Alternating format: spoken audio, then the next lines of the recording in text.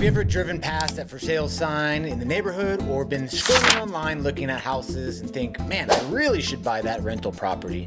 But then your brain starts spiraling. What if I can't find tenants? What if someone breaks or something breaks and I can't afford to fix it?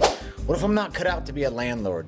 So you keep driving or scrolling and you tell yourself you'll research it more later. Here's why waiting for the perfect deal is keeping you broke.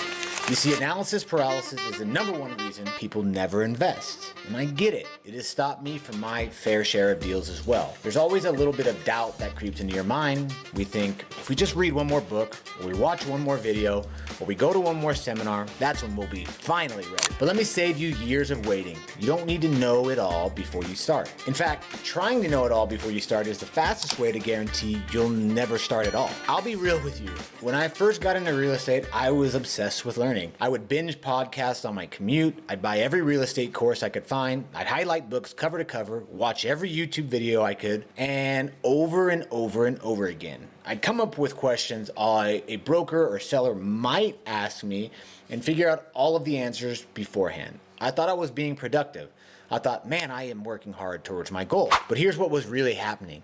I was convincing myself that I was working hard towards my goal when really I was hiding. I was hiding from the action. I was hiding from rejection. I was hiding from the possibility of making mistakes. And I get it. The fear is real. It's just a natural human emotion. We don't want to mess up or feel dumb or look stupid in front of anyone. I'd say everyone is somewhat worried about what others think of you. And subconsciously, that can affect your actions whether you want to admit it or not. Meanwhile, I watch people with half my knowledge take action, close deals, and start building their wealth while I was still preparing to get into the game. It was really a punch in the gut. And I guarantee if you haven't started, you felt this way too. And I'd also bet to say, you have said to yourself, that guy or that gal that I saw on social media or wherever, or in my local neighborhood, isn't any smarter than me. They don't work harder than me. I know I could do that. Or maybe you say, man, they've just gotten lucky. You will never feel like you know enough, because the deeper you dive, the more you realize there's always more to learn. You see, it's kind of like having a kid. You can read all the books and all of the manuals and talk to all of the people and get all the advice, and you'd still say, you know, maybe we're just not ready yet. And so it's just not in the plans.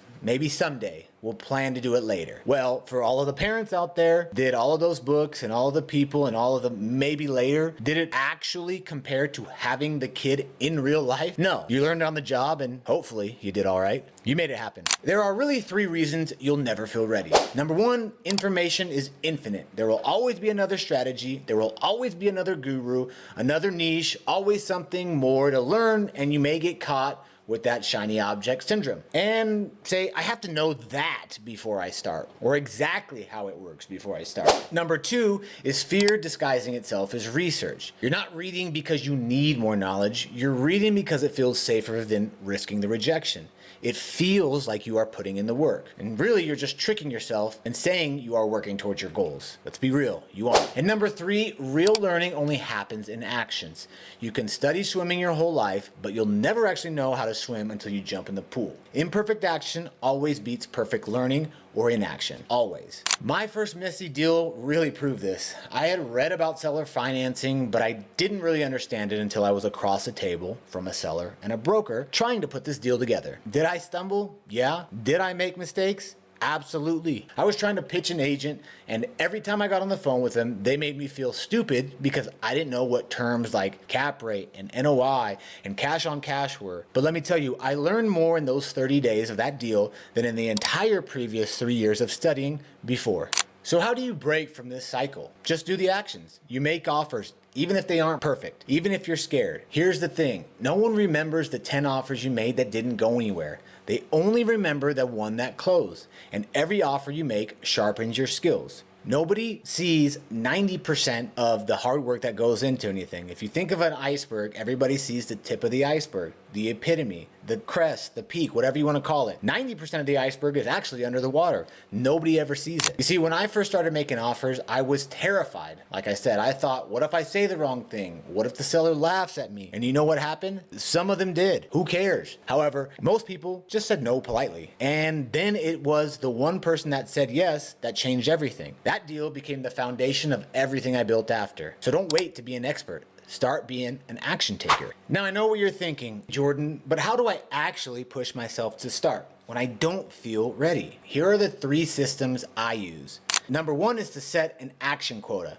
Instead of saying, I'm going to study this topic for 2 hours, say, I'll make 10 calls this week. You shift your success metric from knowledge gained to actions taken. Think of it like a game. Reframe what you are doing as just practice. You see, Wayne Gretzky said, you miss 100% of the shots you don't take, right? So just think about it. As I'm making 10 calls today, not that my goal is to get a deal or get something under contract. My goal is simply to just make the calls and have the conversation. That's it. You learn to walk before you run. Now you have to practice that skill. And once you've mastered that skill, now you can take your next step. Now you can start to practice and negotiate. You keep taking imperfect action and building on your skills. Number 2 is find an accountability partner. When I partnered with someone else who was also hungry, we pushed each other to take real steps instead of just talking about it. When you have to answer to someone else, it's just a little different. It's why people pay coaches and mentors. It's why people go to the gym and have gym buddies, because when someone else is in the trenches with you, for a lot of us, we won't get out of the bed for ourselves, but knowing that someone else is waiting on you just adds a little bit more motivation. Number 3, try creating some public pressure. Announce what you're doing. Post online. I'm analyzing my first RV park deal this week, or I'm making my first seller calls this week. Now people are watching and it'll force yourself to move. This last one is similar to an accountability partner. It's just another way of making sure that you take action. Another bonus tip is surround yourself with others